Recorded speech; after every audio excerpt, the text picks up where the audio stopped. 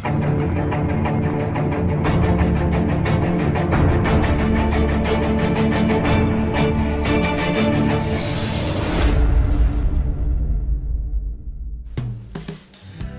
welcome to the Mind Body Project. It's Eldine speaking. Thanks for joining me.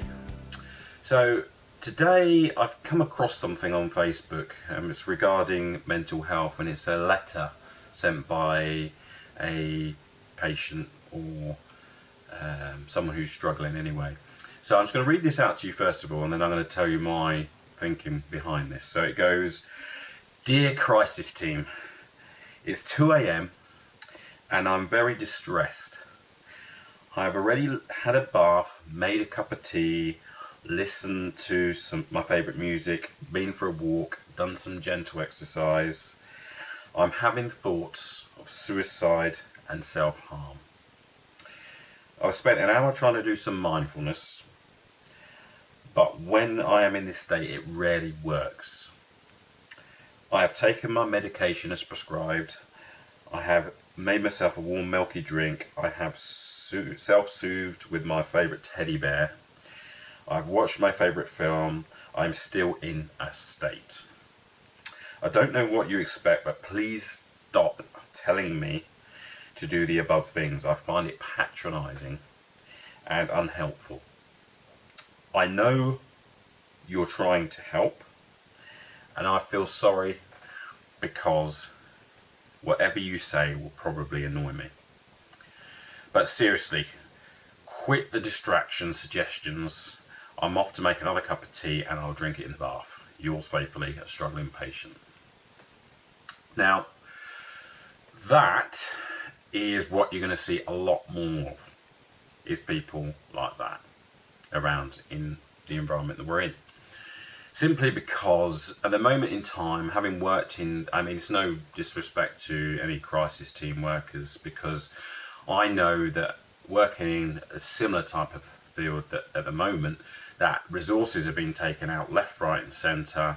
The teams are shrunk down, and basically those people are trying to manage on minimal resources at the moment, especially in mental health. There's so much money being taken out of it, and people are struggling. The stress is higher than any point in the last few years, and that's what you're going to see more of. So for those people who don't want to get to that situation, you need to start taking responsibility for your own health, and especially mental health. Now, me saying that is, it's quite hard for some people to hear, because again, some people are trying really hard to actually go out there and do some things and get the resources that they require and find the help that they require, which is fine. But the first step is you must take responsibility for your own health, because resources are being taken out, and it's going to be very hard to find help soon. Yeah. So you need to take responsibility for this. But let's look at it this way. That person there has been told to do a lot of things. So this is how I would help that person. They've been told to do a lot of things. So bath, going to find distractions, going for a gentle walk, going for a cup of tea. And here's the problem with that. The people who are working with this person has not broke the current existing patterns of destruction first. They've told someone to essentially go out there and do some things, but here's the thing: if you're in a good state, and you're sitting in a room and you've got someone working with you, and you're sitting down and they tell you to do some things and you're working with them, while they're in a good state, they can do some things and they're going to get some results. That's fine. But the second there's some stress or something happens in their life, what's going to happen is all of those things that they've been doing are going to snap back into the old pattern, because you haven't broken those patterns yet. And that's what happens. So if someone, that's what happens, when you go to, so someone's smoking, or New Year's goals, people have been setting New Year's goals. The second that you do it, you do something, but if you haven't broken the existing patterns first, then what's going to happen is, as soon as there's a stressful situation or any situation where it throws you out of routine all of a sudden, you are going to go back to the old patterns. And a lot of people in a lot of mental health do not get that. Yeah, it's not a matter of just telling people to do something, some mindfulness, or telling them to do some exercise, or telling them to do some eat these foods, or make warm drinks, or have a bath, or I can't believe they said cup of tea, but yeah, if they want to make a cup of tea and it makes them feel good, that's good. But you must understand that you have to break the existing patterns first before you do anything. That's the most important thing in change work, is that you must break these patterns. What patterns am I on about? Let's have a look at this. So we have, if you can see me, so you've got physiology. So physiology, you've got language patterns, and you've got focus. Right there, just coming over across there. So yeah, so you've got to break those patterns first before you do anything else. So what do I mean by physiology? So if a person comes to you, and what they'll be doing, depressed, if they're feeling sad, anxious, fear, anxiety, they're going to come to you with, and they will do, when they get into that state, they are going to do things with their body. They're going to do things with their breathing. They're going to eat certain things. But the main thing is, again, it's their physiology. Watch what they're doing with their body. Just watch what they're doing. Tell them to get in the state, and tell them to just watch what they do with their body, because you will be able to tell when they get into that state. Breathing's a massive thing. Breathing is going to affect your physiology. Your physiology is going to affect your state. Your state is going to affect your performance and behavior. So just remember that. So when you are looking at someone's physiology, you need to be able to break that pattern. So for example, one of the things I would do, if someone's saying that they feeling sad or depressed or anxious, I will tell them to tell me the story whilst doing this, a little dance. Go, tell me the story. So how do you get depressed? While they're doing that. Yep.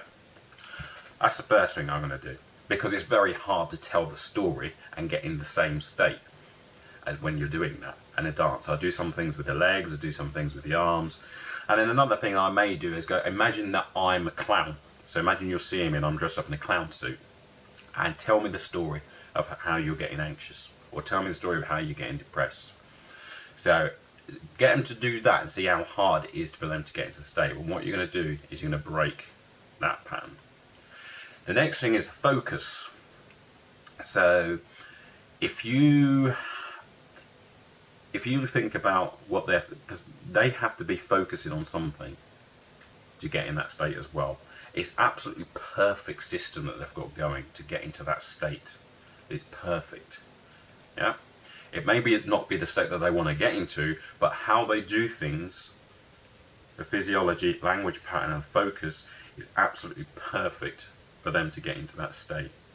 Yeah. But I want to mash these things up, these patterns that they've got. I want to break them all. I want to smash them to bits so that they can't get the pattern back.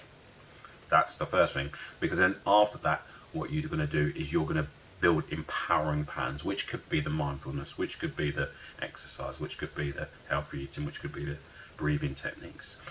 But when you're focusing, again, coming back to focus, if you're focusing on that state, or on a certain thing, then you need to know what they're focusing. Well, you don't really need to know what they're focusing on, but where's the picture? Where is it? Because it's going to be a picture. There's going to be something. It's usually a big picture of something that's not very nice. Yeah, very vivid, very bright image, very colourful, and it's very clear and focused in front of them. So all I'm going to do to break that pattern is basically go, okay, move that picture, have that picture flash black and white. So flash black and white, and make the picture go backwards and forwards, backwards and forwards. So if it's a video, backwards and forwards, backwards and forwards. And then what I'm going to do as well, shoot the picture in the distance back, in the distance back, in the distance back.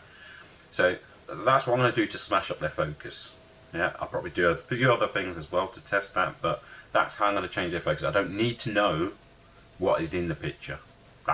They're up to them to disclose that information. I don't need to know, and they don't need to explain it and go through that pain again. Then you've got language patterns. So language patterns so it's internal dialogue. So if you sat down and closed your eyes and just sat there for 1 minute, just close your eyes for 1 minute, you're going to notice, if you take a deep breath and just close your eyes, you're going to notice that there's lots of thoughts going on. There's lots of images in your mind, and there'll be lots of voices. So there'll be tiny ones, and there'll be one dominating voice, maybe. And it's quite amazing how much noise there actually is in internal dialogue. Now, most people think that only crazy people hear voices, but it's actually everybody that hears the voices. Yeah. And to deal with this, what you must do, especially if someone's anxious, you must tell them to slow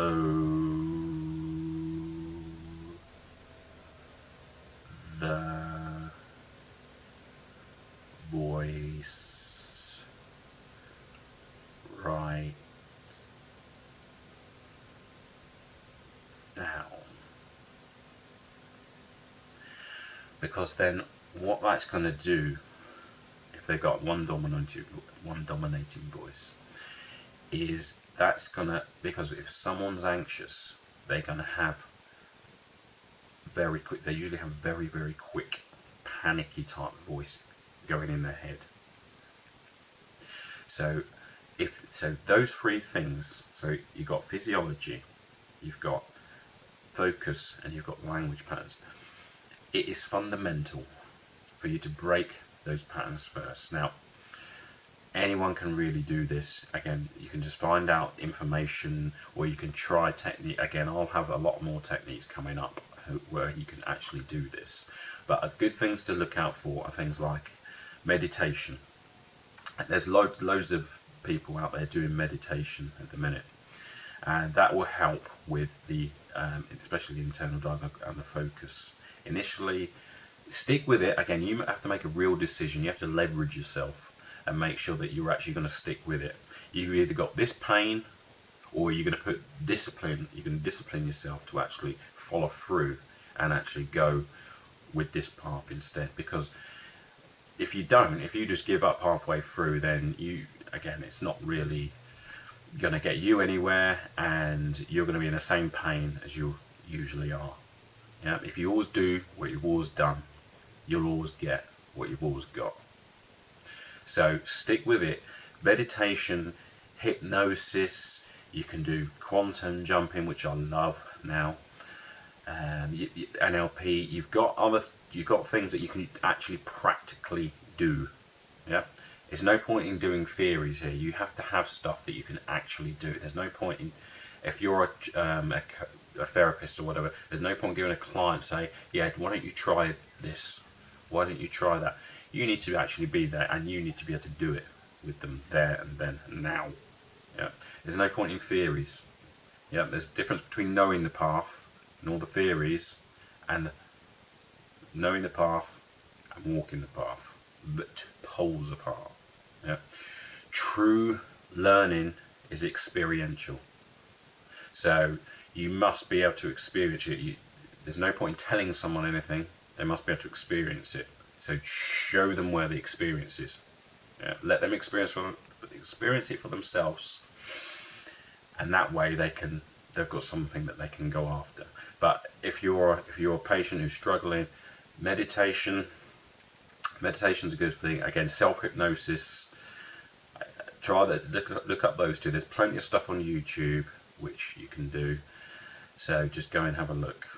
Yeah, and hopefully If people start taking responsibility for their own stuff, there is loads of stuff out there. There's people giving away so much stuff for free these days. So you can get, there's so many resources out there.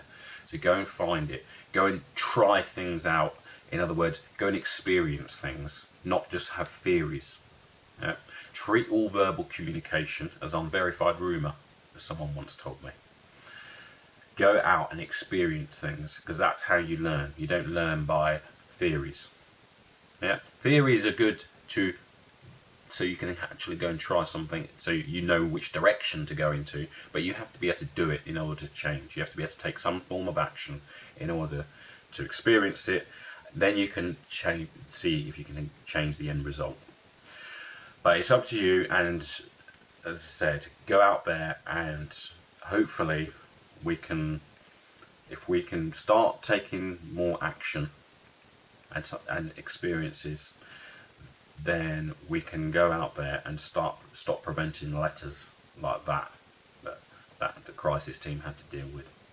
And again, this is not having a go at any therapists or any psychologists or crisis teams. I know what situation you guys are in. I know that there's loads of resources taken out, and yeah, because I'm sort of involved in that type of field myself. So but we need to change this. We need to change, because otherwise there's going to be more. There's going to be more people feeling suicidal, and it really doesn't need to be. It really doesn't need to be. So just remember, break the patterns, then you build the new behaviours, new empowering behaviours. Yep. Okay, cheers. Thanks for listening. Mind Body Project. Bye.